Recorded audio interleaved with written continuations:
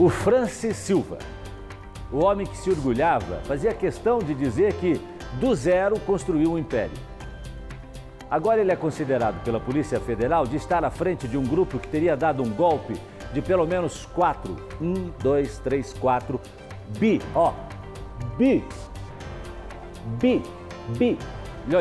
de reais em investidores. São as chamadas moedas digitais, o Bitcoin. No caso do Francis Silva, a casa caiu porque eles prometiam lucros gigantescos que jamais foram pagos aos clientes das empresas deles.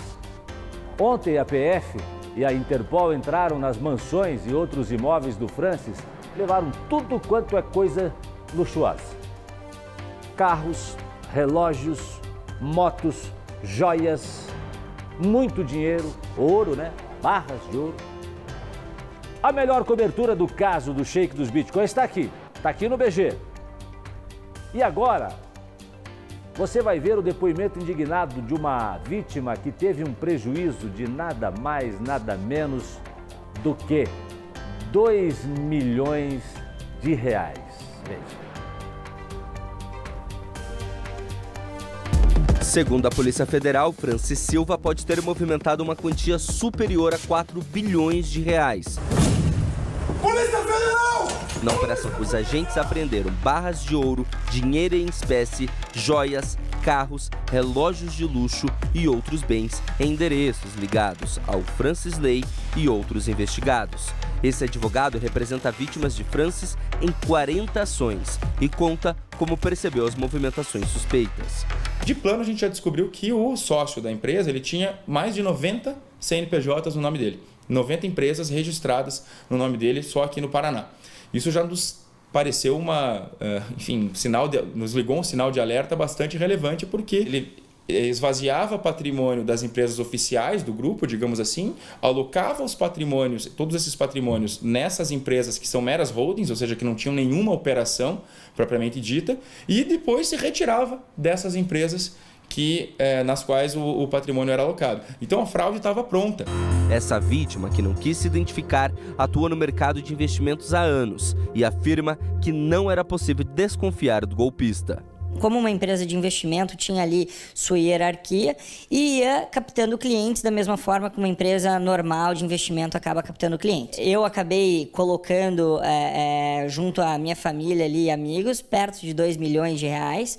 A gente acabou recebendo aí metade disso, hoje está lesado. Essa remuneração mensal pelo aluguel de criptoativos, embora ela seja muito superior ao que se vê no mercado financeiro tradicional e que, portanto, em tese já deveria levantar uma suspeita de plano, a justificativa de que a empresa operava esses criptoativos no mercado e conseguia rendimentos muito superiores a esses rendimentos que ela pagava. Isso por meio de um suposto software que fazia todas essas operações. Então era essa a narrativa que era vendida a esses clientes e que convencia e convenceu de fato tanta gente, quando na verdade, pelo menos a partir de um certo momento, todos os indícios eram de fato de que o pagamento não aconteceria e que tudo era um plano para enrolar esses clientes. Segundo os advogados, Francis utilizava das redes sociais para atrair as vítimas. Por lá ele posava ao lado de famosos e ostentava uma vida de luxo. Ele também utilizava da alta do Bitcoin para atrair os clientes. A empresa começou a enviar muita justificativa em dezembro. Eles geralmente pagavam os saques na primeira semana e daí depois da primeira semana falaram que estavam passando por uma auditoria, acabaram não pagando, daí atrasaram um mês. Os contratos que estavam vencendo o tempo de 12 meses acabaram também vencendo o tempo e eles não pagando ninguém. As pessoas de fato acreditavam que receberiam e por vezes até hoje há pessoas que acreditam que ainda vão receber valores desse grupo. A grande questão está no fato de que bloquear bens, arrestar bens apenas dessas empresas que se divulgam como oficiais do grupo, não adianta, justamente porque elas já foram usadas nessa operação de dilapidação patrimonial e de alocação de patrimônio nessas outras empresas que compõem o grupo. Nas redes sociais, Francis aparecia ao lado de celebridades do mundo da música, humor e mercado financeiro. Sempre ostentando uma vida luxuosa, ele utilizava dessas relações para passar credibilidade aos clientes. Ver o cara solto, hoje foi apreendido ali na casa dele um montante gigante de dinheiro, tinha ouro, o cara tinha uma mansão de 60 60 milhões, esbanjava uma vida que não era dele. A gente queria, na verdade, era a recuperação do valor e que a justiça fosse feita para ele.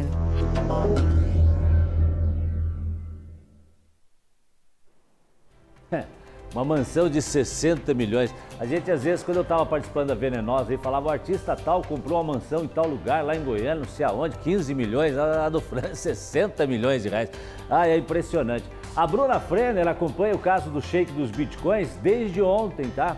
E a Polícia Federal deu mais informações sobre a quantidade de dinheiro das barras de ouro, do valor de imóveis, desse, digamos, pacote de ostentação. A Bruna vai trazer esse balanço para nós.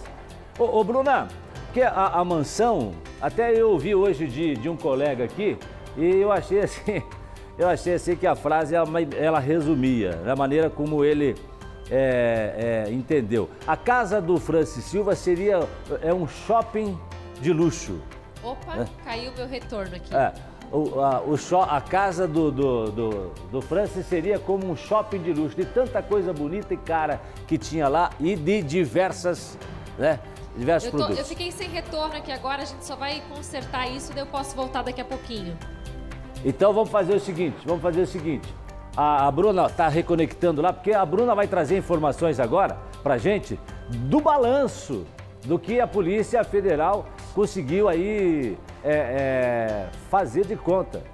Aqui, ó, aqui você tem aqui as barras de ouro. Olha aqui, olha, doutora Márcia, a senhora tem noção de quanto tem de dinheiro aqui, doutora Márcia? Eu não sei, eu nunca vi tanta nota de 100 reais juntas assim. Parece dinheiro que não acaba mais, né? Parece dinheiro que não acaba mais, maleta de ouro. Aí tem também aquela imagem, né, daquela parede inteira de tênis, né? Tênis, cara, só de tênis o cara tinha, não é 150 reais. É assim, né, você vai, quando você compra um tênis legal, paga 150, opa, bacana, mas ele não, ele tinha 150 mil em tênis. 150 mil reais em tênis, né? Uma verdadeira coleção, uma verdadeira coleção, né? Como diz o meu amigo, né? O meu amigo Burigo, vou falar também. Parecia um shopping de luxo, motos, né? Motos, sala de jogos, eu diria até mais que isso, eu diria que era um resort de luxo, né? Parecia um resort de luxo. Mais adequado mesmo. O que eu acho, que eu vou falar uma coisa pra você, não tem nada contra você ter uma mansão, você ter uma casa bonita, você ter um carro importado, desde que tudo isso seja fruto do seu trabalho honesto. Com o seu dinheiro, não com o dos outros, né? Assim, pô, quando você vê, por exemplo, um Gustavo Lima, né? Pô, comprando mansão em Miami e tal, tudo mais, mas o cara tá há quantos anos na estrada? Quantos shows o cara faz por semana? Quantos shows por mês? Quantos shows por ano?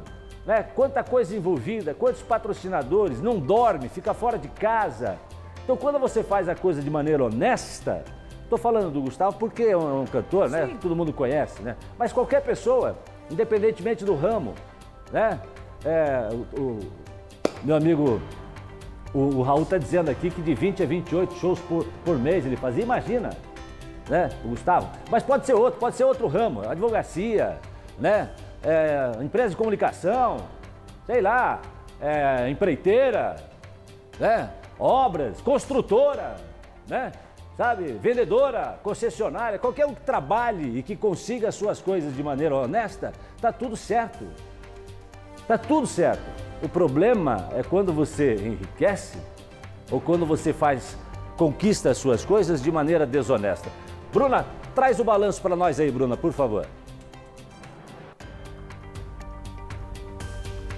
Que esse balanço aí é a nossa expectativa, né? A produção do balanço geral ficou realmente atrás, então, dessa resposta. Eu conversei com a Polícia Federal e eles estão ainda, Jasson, fazendo esse levantamento, porque a gente sabe, né, da movimentação toda financeira dele, que a polícia já apontou aí, que supera os 4 bilhões, né? Só que agora o fato é que a gente quer saber, a gente está curioso também, é importante até mesmo para as vítimas terem essa informação da quantidade aí dos bens apreendidos, dos imóveis e tudo mais. A gente sabe que só em imóveis eram aproximadamente 100 empresas, olha só, 100 empresas no Brasil e também no exterior. Foi o levantamento da Polícia Federal. Mas a investigação, eu conversei com a Polícia Federal, eles estão fazendo esse levantamento, Jasson, para a gente entender melhor todo o dinheiro aí, todo o valor apreendido, então, nessa operação realizada ontem, que teve como alvo essa organização criminosa aí chefiada, né, pelo Francis Silva. Então, vamos ficar ainda na expectativa dessa informação, mas em breve, com certeza, a gente vai dar aqui no Balanço Geral. Ok, Bruna. Doutora Márcia, alguma coisa, doutora, que você gostaria de falar? Pois é, esse levantamento, essas informações, com certeza demorarão mais um pouquinho. Por quê? Porque nós temos muitos bens que estão em nome de outros CNPJs, ou seja, vai ser um levantamento árduo, porque se tinha uma coisa que ele trabalhava, era em tentar esconder o patrimônio dele para a justiça, né? Já para os demais era ostentação, né? E eu quero dizer e lembrar que, inclusive, ele disse, né, numa entrevista, né, de cara limpa e tal, tudo mais, que ele estava passando por um processo de reestruturação na empresa e que, dentro do possível, iria ressarcir essas vítimas. Vamos continuar acompanhando.